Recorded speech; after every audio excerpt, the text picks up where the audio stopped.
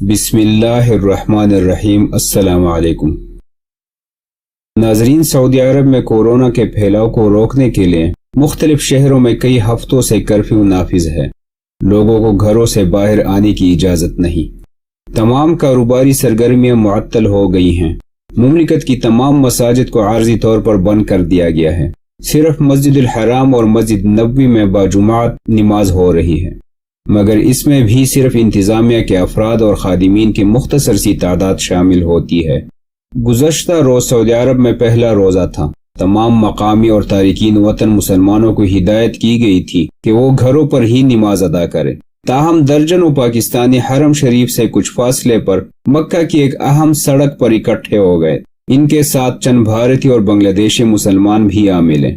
سعودی اخبار تواصل کے مطابق ان ایشیائی افراد نے حکومت احکامات کو پسی پشت ڈالتے ہوئے سڑک پر ہی باجماعت نماز ادا کر ڈالی، جس کی کسی قریبی عمارت میں مقیم سعودی نے ویڈیو بنا کر سوشل میڈیا پر پوسٹ کر دی۔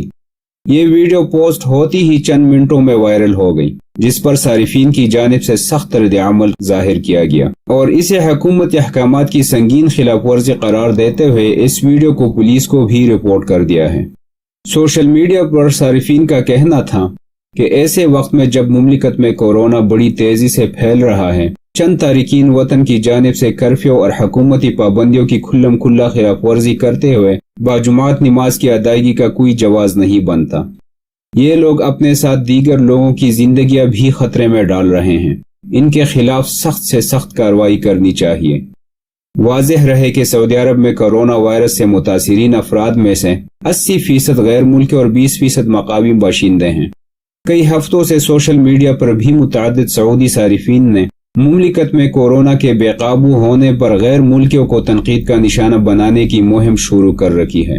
اکثر صارفین تارکین کی بڑی گنتی کو ممالک سے بے دخل کرنے کے مطالبات بھی کر رہے ہیں۔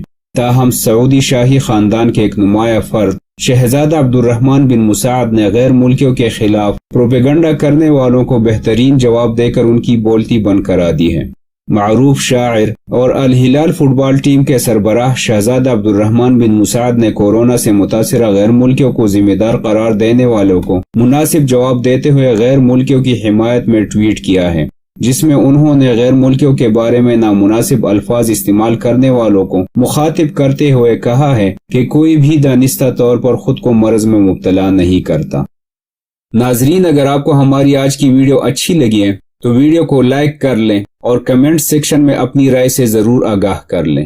مزید اچھی ویڈیوز اور تازہ ترین معلومات کے لیے چینل کو سبسکرائب کر لیں اور گھنٹی کے نشان کو دبانا نہ بھولیے۔ شکریہ۔